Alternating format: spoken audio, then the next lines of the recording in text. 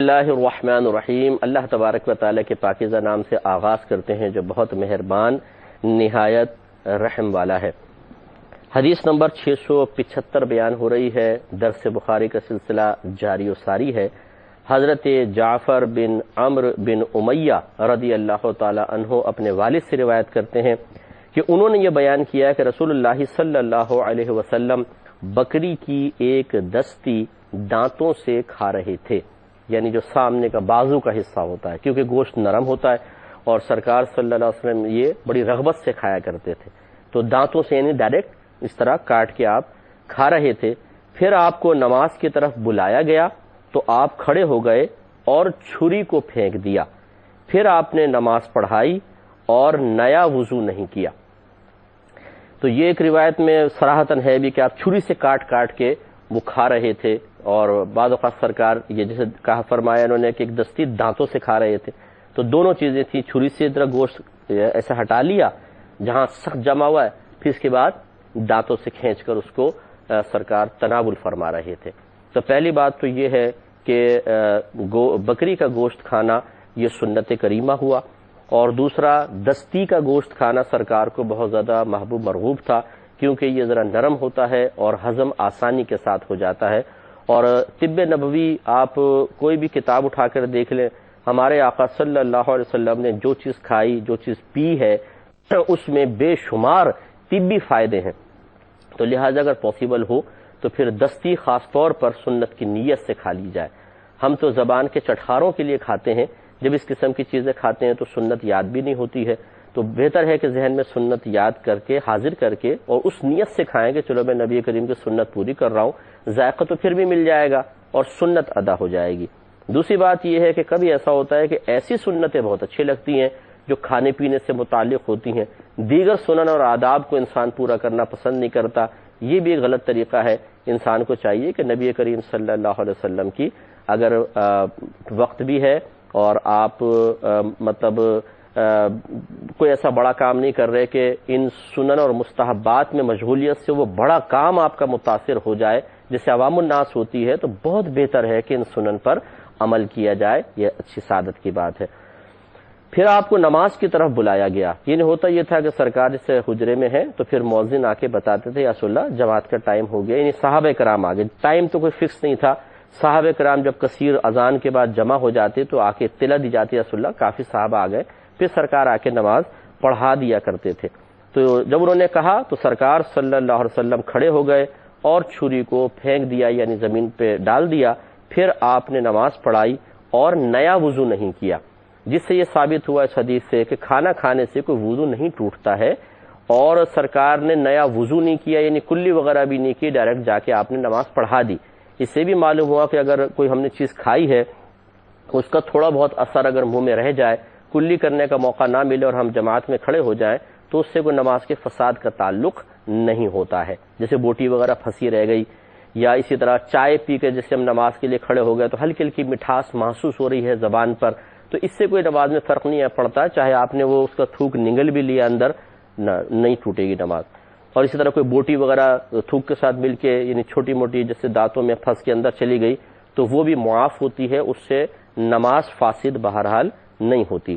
ایک اس میں بات یہ بھی توجہ طلب ہے کہ سرکار چھری سے کاٹ رہے تھے، اس کا مطلب یہ ہوا کہ چھری وغیرہ کا استعمال گوشت میں کھاتے ہوئے استعمال کرنا یہ بھی سنت کریمہ ہے، جیسے بعض لوگ چھری سے کاٹتے ہیں گوشت اور پھر سرکار تو دانتوں سے کھا رہے تھے ڈائریکٹ اس طرح کھینچ کے، عربوں کا اکثر طریقہ یہ تھا، لیکن آج کل کے دور میں اگر کوئی کانٹا استعمال کرتا ہے کہ ایک ہاتھ میں کانٹا رکھا، ایک ہاتھ میں چھری سے کاٹا اور کانٹے سے اٹھا کے منہ میں رکھا، تو اس میں کوئی حرج نہیں ہے، لیکن ہماری گزارش ہے کہ اگر یوں کر لیا جائے، ہوتا یہ ہے کہ چھری سیدھے ہاتھ میں رکھتے ہیں، کانٹا الٹے ہاتھ میں، انگریزوں کی تقلید میں وہ کاٹا چھری سے اور الٹے ہاتھ سے اٹھا کے منہ میں رکھیں گے، حالانکہ نبی کریم صلی اللہ علیہ وسلم نے ارشاد فرمایا کہ سیدھے ہاتھ سے کھاؤ، سیدھے ہاتھ سے پیو، سیدھے ہاتھ سے لو اور سیدھے ہاتھ سے دو، اس لیے کہ شیطان الٹے ہاتھ سے کھاتا پیتا لیتا اور دیتا ہے۔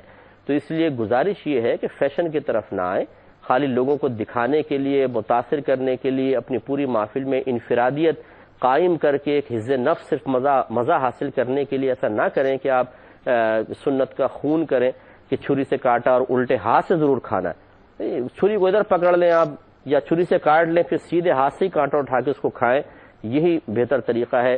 کوئی آپ کو برا بھلا نہیں کہے گا، اور نہ الٹے ہاتھ سے اگر آپ کھائیں گے تو یہ آپ کی صرف ایک نفسیاتی بیماری ہے کہ شاید مجھے دیکھ کر کوئی کہے گا الٹے ہاتھ سے کھا رہا ہے، ویری گڈ، کوئی فرق نہیں پڑتا، کوئی آپ کو دیکھ کر اچھا نہیں کہے گا. نہ کوئی آپ سیدھے ہاتھ سے کھائیں گے تو دیکھ کے کہیں گے یہ کیا اتنے بیکورڈ ہو گئے سیدھے ہاتھ سے کھا رہے ہو، ایسی کوئی مسئلہ نہیں ہے. صرف ہمارے ایک نفسیاتی معاملہ ہوتا ہے کہ ہم اس محفل کا ایک حصہ بننے کے لیے اور اپنے آپ کو مطلب احساس کمتری سے، جو بیجا احساس کمتری اس سے نکالنے کے لیے خلاف سنت طریقوں پہ عمل پیرا ہونے کے بعد سمجھتے ہیں کہ شاید ہم کچھ قوم کو متاثر کر رہے ہیں، یا کم از کم ہم نے یہ ثابت کر دیا کہ ہم آپ سے پیچھے نہیں ہیں، ہم آپ ہی کے لیول کے لوگ ہیں.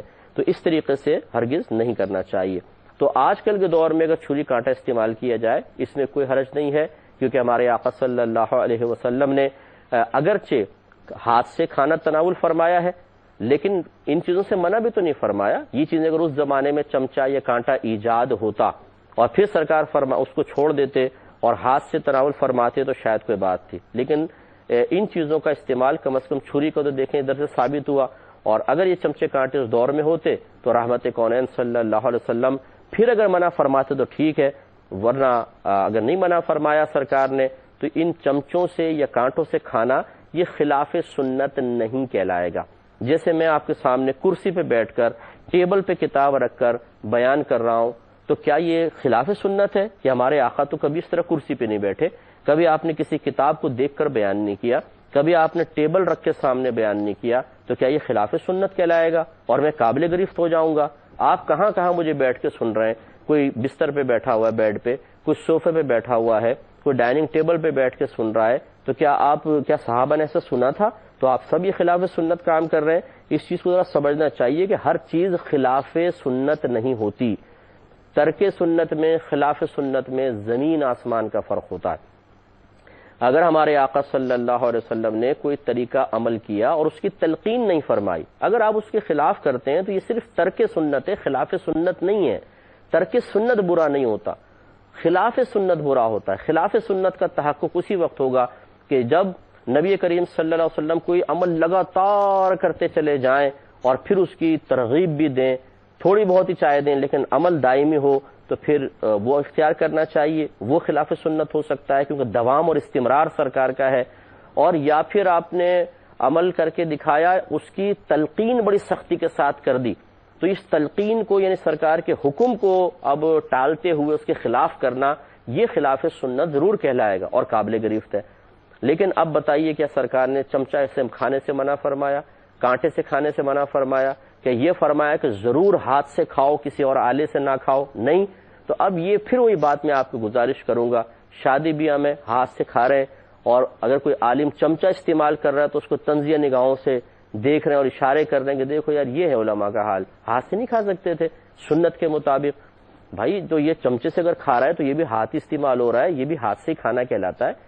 یا یہ چمچہ یوں ہوا میں اڑا دیا، چمچہ خود بخود آ رہا ہے، یوں منہ میں کھانا ڈال رہا ہے، ہاتھ نیچے رکھے ہوئے ہیں، تو پھر تو بات ہے کہ بھئی یہ ہاتھوں سے نہیں کھا رہے، دیکھو خود بخود چمچہ ان کے پیٹ میں منہ میں کھانا پہنچا رہا ہے. یہ بھی تو ہاتھ سے ہی کھا رہے ہیں. فرق اتنا ہے کہ ہاتھ سے آپ نوالا بنا رہے ہیں چاول کا اور پھر کھا رہے ہیں، اور یہ چمچے سے کھا رہے ہیں ہاتھ سے ہی.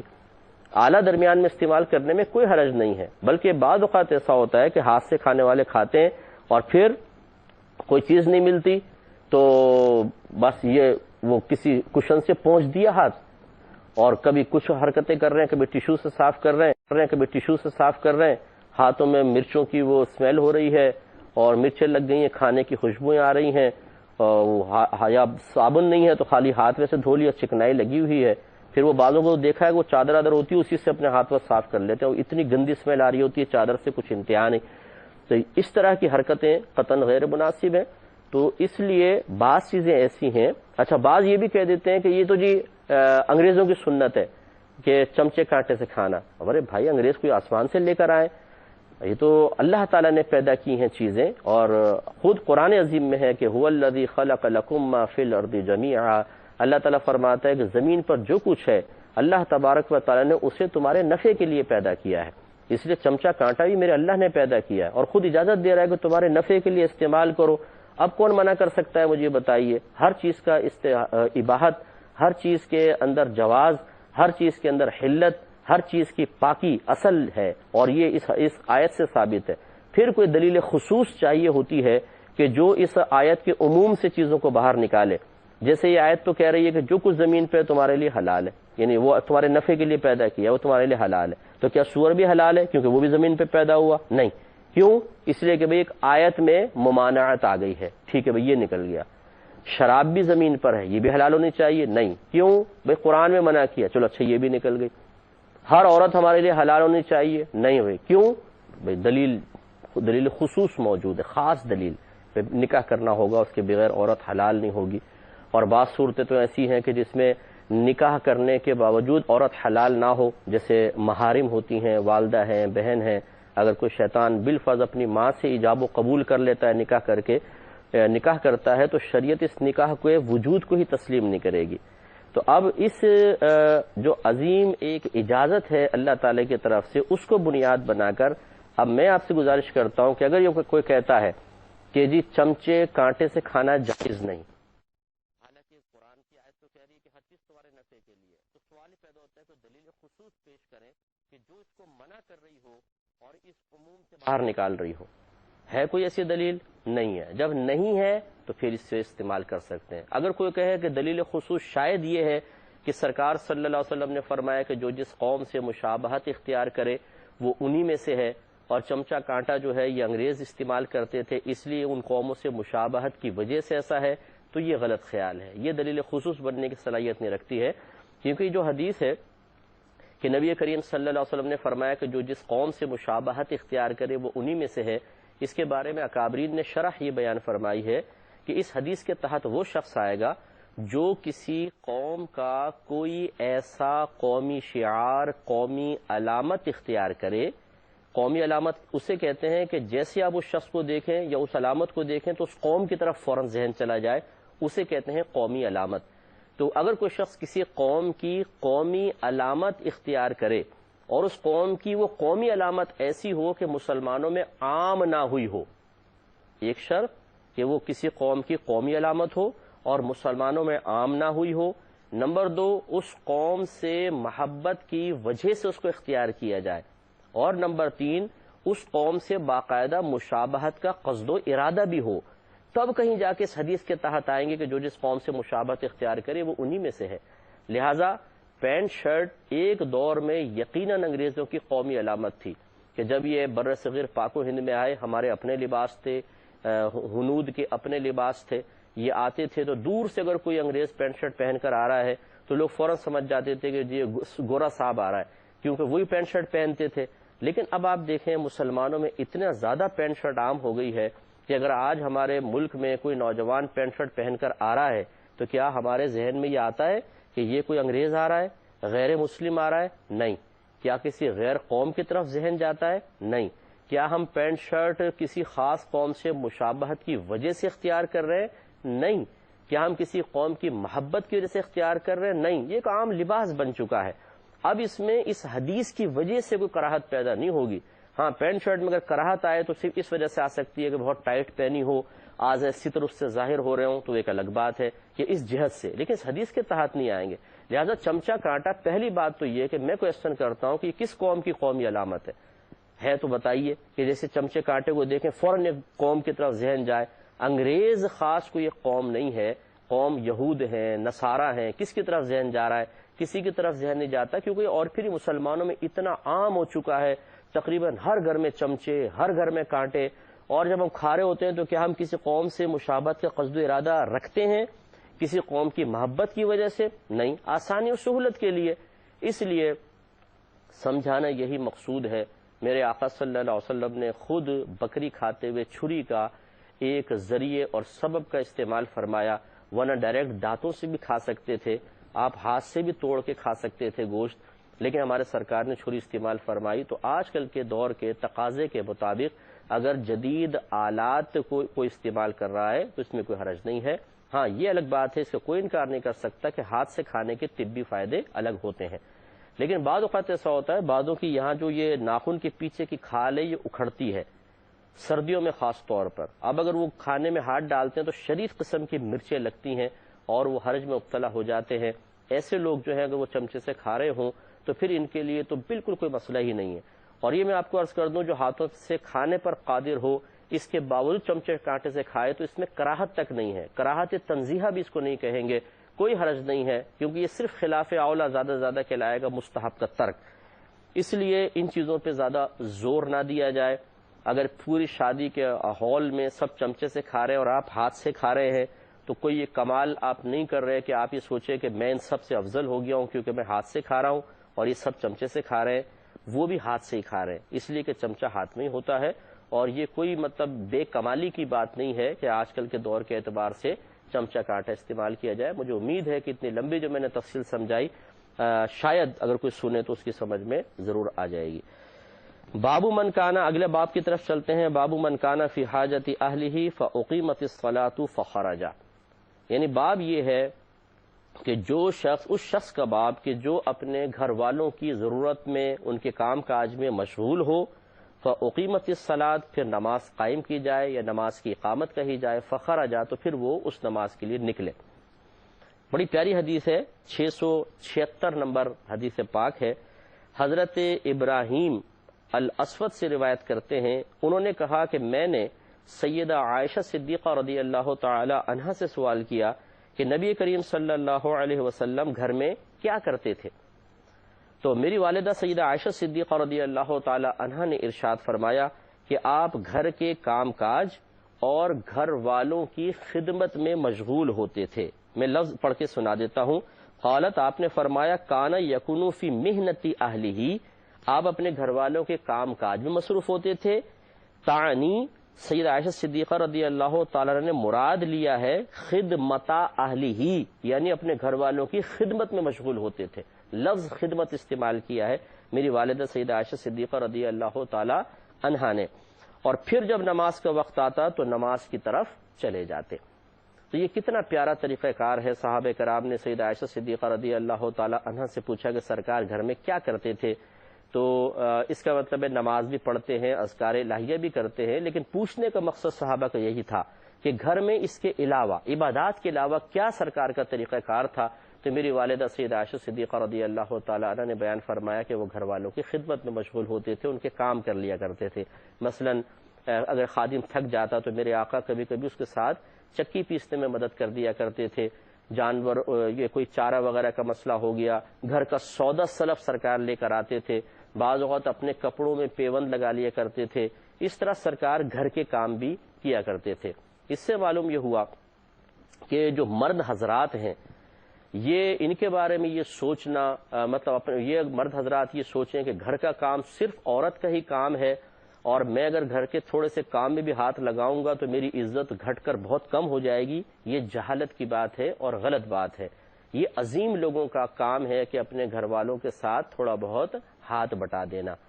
اب یہاں دیکھیں تقسیم دیکھیے, اگر ایک خاتون ہے اس کا ہسبینڈ اس کے ساتھ مدد کر رہا ہے کہ وہ سبزی کاٹتی ہے, مٹر چھیل رہی ہے مثال کے طور پہ, شوہر نے کہا چلو میں بھی تمہارے ساتھ چھیل دیتا ہوں, بہت ساری مٹر ہیں پورے گھر والوں کے لیے پکانی ہے, تو بڑی خوش ہو جائیں گی.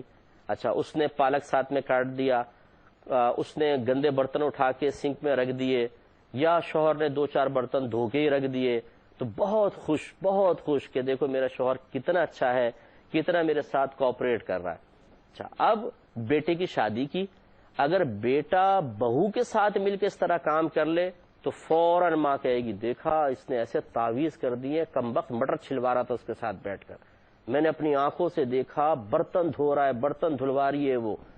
تو یہ ہمارے یہاں دوہرا معیار ہے کہ اپنا شوہر ساتھ دے تو بڑی خوش ہیں, اور بیٹا اگر بہو کا وہ بھی تو اپنی بیوی کا ساتھ دے رہا ہے تو آپ کو کہنا چاہیے کہ ٹھیک ہے بیٹا, بہت اچھی بات ہے, میاں بیوی دونوں گھر کا جز ہوتے ہیں, اگر اتنا کام زوجہ کر رہی ہے, تھوڑا سا کام تم نے کر لیا تو بہت اچھی بات ہے, ہاتھ بٹاؤ, وہ بھی تو کسی کی بیٹی ہے. اسی طرح اگر داماد کر رہا ہو بیٹی کے ساتھ اچھا کوآپریٹ, تو اللہ ایسا داماد سب کو عطا فرما دے. اتنا اچھا ہے کبھی کبھی تو جھاڑو تک دے دیتا ہے, میری بیٹی اگر سو رہی ہوتی ہے برتن دھو دیتا ہے ساتھ, اتنا اچھا, اے اللہ ایسا داماد سب کو عطا فرما. اور بیٹا اگر کرے تو جوروں کا غلام ہو گیا اور اس پہ تعویذات کر